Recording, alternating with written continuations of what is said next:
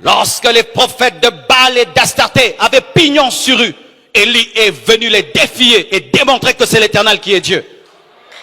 Lorsque des faux enseignements sont prêchés, il faut que des vrais docteurs puissent enseigner la vérité. Lorsque des fausses pratiques sont faites, il faut que des vrais prophètes puissent dire, voici la manière de prophétiser. Je n'ai pas besoin de connaître le nom de ton père. Je n'ai pas besoin de connaître le nom de ta ville. Je n'ai pas besoin de connaître le numéro de ta chaussure. J'ai besoin de t'amener à la repentance, de t'amener dans ta destinée, de t'amener à la repentance, de t'amener à la destinée. Il faut des gens qui parlent et qui disent la vérité. Le Saint-Esprit n'est pas venu pour nous donner les numéros des chaussures et nous donner les noms de nos grands-pères qui sont morts. Non! Le Saint-Esprit n'est pas venu pour ça. Ça, c'est quel Saint-Esprit qui vient dire aux gens, Marcelo, tu choses du 40. Ça me fait quoi? Je chose du 40. Tu veux m'offrir des chaussures? Donne-les-moi alors.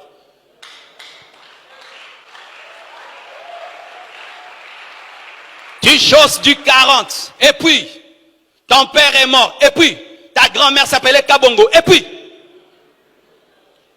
si tu me donnes le numéro de ma chaussure, et tu me donnes le numéro de mon père, et mon numéro de téléphone, donc tu vas me donner une grande révélation. Mais si tu t'arrêtes là, tu as dribblé mais tu n'as pas marqué.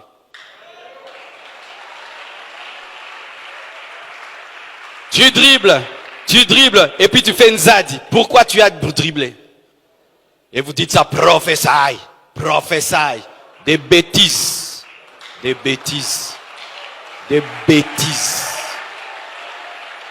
Nous devons parler comme ça. Des fausses paix et des fausses paix qui sont en train de dévier les enfants.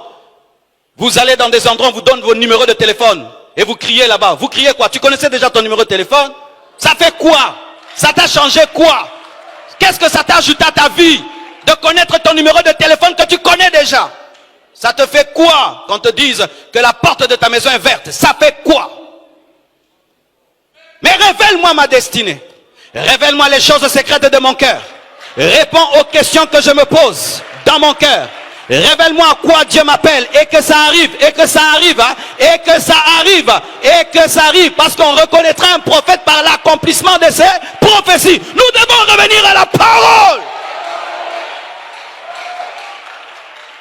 Des amitiés prophétiques et des gentillesses prophétiques qui ne sont pas bibliques. Paul a recadré Pierre. Paul a recadré Pierre. Aujourd'hui, si tu recadres des gens, tu condamnes les autres, tu es jaloux. Vous pensez que Paul était jaloux de Pierre? Même la police, à la police militaire. Des militaires qui arrêtent d'autres militaires. Il faut des docteurs qui arrêtent des docteurs. Tu es en train de mal enseigner la grâce.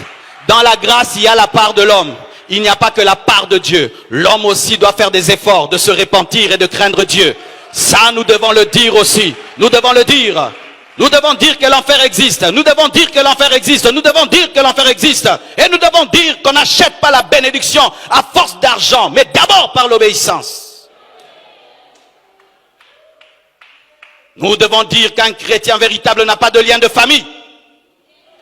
Nous devons dire que tu n'as pas besoin de bâtir des hôtels. Dans le Nouveau Testament, on ne bâtit pas des hôtels. Vous savez ça? Donne-moi la main que je te parle. Donne-moi la main que je te parle.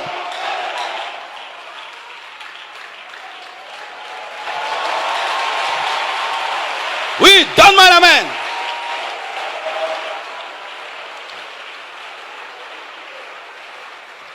Tu m'as déjà écouté prêcher dans cette église qu'il faut bâtir des hôtels?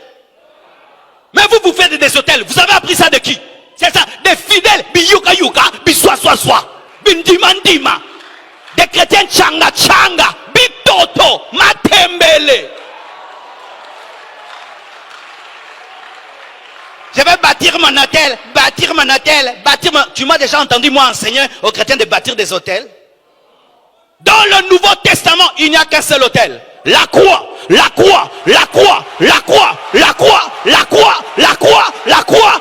Dans le Nouveau Testament, il n'y a qu'un seul autel, il n'y a qu'un seul sacrifice, l'œuvre de la croix, l'œuvre de Jésus-Christ de Nazareth.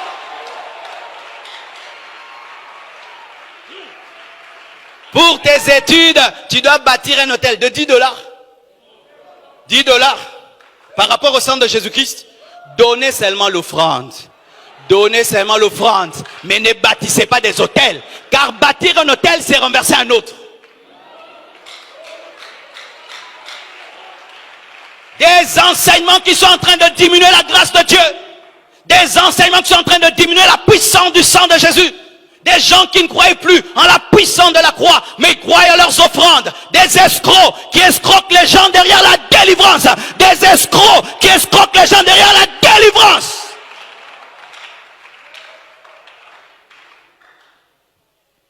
Pour tes études, tu dois bâtir un hôtel. Non, prie le Seigneur pour tes études. Mais donne à Dieu l'offrande d'amour. Dans le Nouveau Testament, où vous voyez ça, dans le Nouveau Testament, des faux docteurs, des manipulateurs qui escroquent les gens à coups de versets bibliques. Et votre problème, vous ne lisez pas la Bible et vous n'aimez pas les enseignements qu'on vous enseigne dans vos églises. Quand tu as choisi une église et que Dieu t'a envoyé là-bas, donc il sait qu'il a établi cet homme pour t'enseigner. Mais vous prenez une partie, vous prenez une autre, c'est pourquoi vous êtes sous l'emprise des esprits mauvais. Et que les gens sont en train de vous manipuler, et de vous manipuler, et de vous manipuler, et ayant construit 100 hôtels. Ta vie est où? Montre-moi Jésus. Montre-moi Jésus. Montre-moi Jésus. Révèle-moi l'œuvre de la croix. Révèle-moi la puissance du sang. Révèle-moi la puissance de la résurrection. Aide-moi à croire en ce que Jésus a fait pour moi. Des messages à la mode. Moi, je n'aime pas les messages à la mode. J'aime la vieille Bible. J'aime la vieille Bible. J'aime la vieille Bible. J'aime la vieille Bible. On ne parle pas aux anges. On ne prie pas les anges. On n'ordonne pas aux anges. Vous savez ça? Oh, nous allons envoyer Michael à gauche, à droite. Ce n'est pas la parole. On ne parle pas aux anges. On ne prie pas les anges. Tu peux parler s'il te parle, mais tu ne vas pas te mettre à prier un ange. On prie Jésus et c'est lui qui envoie les anges. On ne donne pas une offrande pour qu'un démon quitte un corps. On ne donne pas l'argent pour recevoir une prophétie. On ne donne pas l'argent pour recevoir une prophétie. La séduction, la séduction, la séduction, la séduction. On n'ordonne pas un prophète de parler de la part de Dieu. On n'ordonne pas un prophète de parler de la part de Dieu.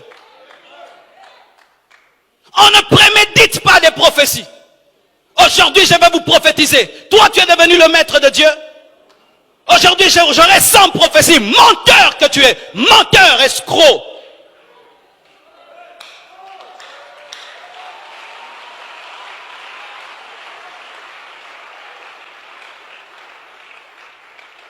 Si on ne parle pas ainsi, il n'y aura pas d'aurore. Nous avons besoin de vos prophètes qui disent aux autres la vérité. Nous avons besoin des docteurs qui ramènent la parole sur le chemin. On ne quitte pas son corps lorsqu'on est un chrétien. Par sa propre volonté, non. Le Saint-Esprit peut te faire quitter le corps, mais ce n'est pas toi qui décides de quitter ton corps. C'est satanique, c'est la sorcellerie. On ne force pas les expériences spirituelles. Je dois voir l'extase, je dois voir l'extase. Tu vas voir le diable. Dieu n'habite pas une montagne. Dieu n'habite pas une montagne. Dieu n'habite pas Mangengenge. Vous savez ça? Écoutez-moi, chrétiens de l'Ancien Testament, qui croient que Dieu habite en hauteur, qui croient que Dieu habite là où il y a des montagnes. Faux de faux de faux, et de faux et de faux. La Pentecôte n'a pas eu lieu à la montagne. Si la montagne était importante dans le Nouveau Testament, il fallait que ce soit la montagne. La loi était donnée à la montagne, mais la Pentecôte n'a pas eu lieu dans la montagne. Elle a eu lieu dans l'endroit habituel. Si tu n'es jamais allé à Mangengenge, tu n'as rien raté. Si tu n'es jamais allé à Mangengenge, tu n'as rien raté. Rien raté. Des faussetés qu'on est en train de mettre dans vos têtes. Que si tu n'as pas prié sur une montagne, Jésus ne va pas t'exaucer. Où est la place du sang? Où est la place du Saint-Esprit? Où est la place de la croix? Une montagne qui remplace Jésus. Des bêtises. Je n'ai jamais prié à Mangengenge. Jamais. Cette église est grande. Mon ministère est en train de monter. J'ai jamais prié à Mangengenge. Même une seconde. Je ne sais même pas où c'est. Je n'ai même pas besoin de savoir. Est-ce que c'est Jésus Mangengenge? Et les Américains qui ne prient pas Mangengenge. Tidi Jack prie à Mangengenge. Benin prie à Mangengenge.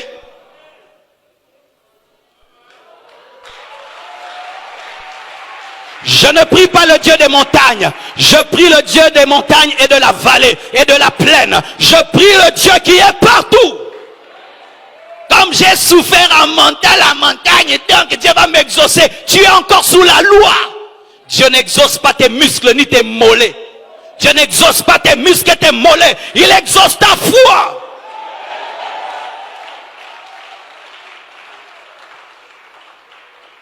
Il n'y a pas de pèlerinage dans le christianisme pour Jérusalem. Tu n'as pas besoin de voir le tombeau vide de Jésus. Tu n'as pas besoin d'aller à Israël pour voir le tombeau vide de Jésus. Vous savez ça? Des gens qui bouffent l'argent au nom d'Israël. Vous amenant voir même des cartes du Congo dessinées par terre. Escroquerie. Oh, c'est Dieu qui a dessiné ça. C'est les Juifs qui ont dessiné ça. Ce sont des grands commerçants, hein? Et des pasteurs qui organisent des voyages pour Israël. Nous allons en Israël. Si tu rates ces voyages, tu as raté la destinée. Mouyibi. Lukutanayo. Mouyibi. Si tu vas aller en Israël, vas-y en tourisme, c'est tout. En tourisme, mais il n'est plus dans le tombeau. Ne va pas prier dans le tombeau de Jésus. Il n'est plus dans le tombeau. Il n'est plus dans le tombeau. Il n'est plus dans le tombeau. Il n'est plus dans le tombeau. Il n'est plus dans le tombeau. Il n'est plus dans le tombeau. Il n'est plus dans le tombeau. Des huiles spéciales d'Israël. Des huiles spéciales. Venez, je vais vous oindre avec l'huile d'Israël. L'huile de Gambela est égale à l'huile d'Israël. Donne-moi l'amen. L'huile de Matadi Kibala est égale à l'huile d'Israël. Qu'on ne te trompe pas. La puissance est la foi. La puissance est la foi. La puissance est la foi. Et si tu n'as pas l'huile d'olive, utilise mafuta yambila, mafuta yambila, mafuta yambila.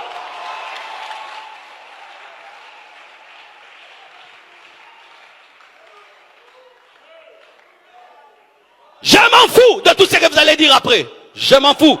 Si vous allez prendre les vidéos, les montrer à tel. Allez, je veux qu'ils écoutent. Je veux qu'ils écoutent. Il est temps qu'ils écoutent et qu'ils arrêtent ces bêtises.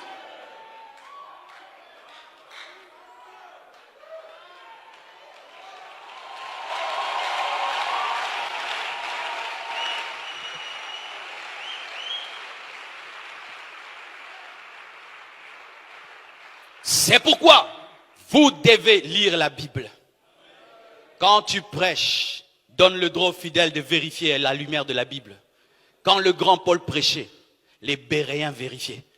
Que personne ne te ravisse le droit de vérifier. Vérifier c'est ton droit. Dis à ton voisin, vérifier c'est ton droit.